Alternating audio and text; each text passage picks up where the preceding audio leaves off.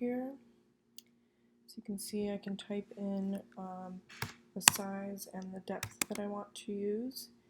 I'm going to type in my first move here. The AI will do their move.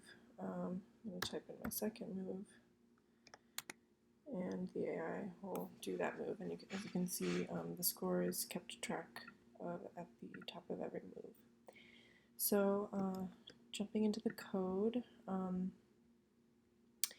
first thing we can look at is how the grid is modeled, I think. So we have a size of the grid, a number of turns left based on the size, and then I kept track of each spot in the grid, which can either be a dot, a dash, or a number with this grid spots object. So that can either be, yeah, I have 3 fields here that can either be filled in or not, and it represents the character that is either the dot, the number, or the dash, and I also have a box value for easier access, and then a player for the edge. If it's an edge, then it needs to have a player who owns that dash. Okay, so going into the minimax algo, or actually I'll go with a pruned one.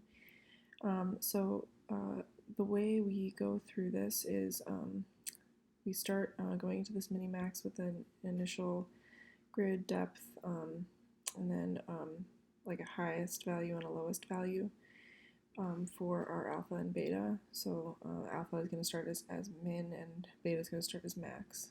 And then it starts off as not maximizing because the AI is the first one to use. The AI is playing. We go in, and if it's not the end of the recursion, if it's not depth 0 or no turns left, then we check if it's either the maximizing or the not. So it's going to be not maximizing. And then we're going to go through each of the possible next moves. This is just checking that it's an edge, that it can actually be a move, and that this spot is not taken yet. And then we play that move and then pass this new grid with that played move into minimax. Once we call minimax here, it'll keep calling minimax until we get to the end of the depth, or there's no more turns left. And at that point, the grid will get the score for the max player and the score for the min player and take the subtraction, and that will be the evaluation, the value for this node that it's going to return. So it'll return that back up the stack. Minimax, and so we get to this child node here, which we can say is this node with this evaluation function in there.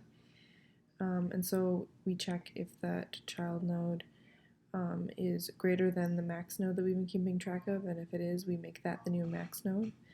And then for the alpha and beta, we compare for the alpha case, if it's the maximizing node, we check if this new child node is greater than the alpha, and if it is, we replace it. And then if this alpha is now greater than or equal to the beta, then we're going to stop checking any more nodes in this loop, any more child nodes in this loop. And for the minimizing node, I can just go through the beta really quick. So instead of assigning this new child node to an alpha, we're going to assign it to the beta if it's less than the current beta.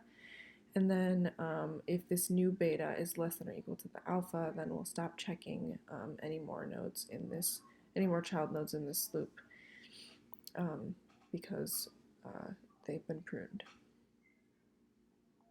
What I wanted to show was how the scoring works. So the grid object that I have is what keeps track of the scores, and after every time an edge is added, so every time a player moves, I check for boxes around that new move. So I'm just checking here like the orientation of that edge, and then doing some checks to see if it's filled above like filled, if the other edges around the box are filled, and if it is, then it will give that player the score that's in that box.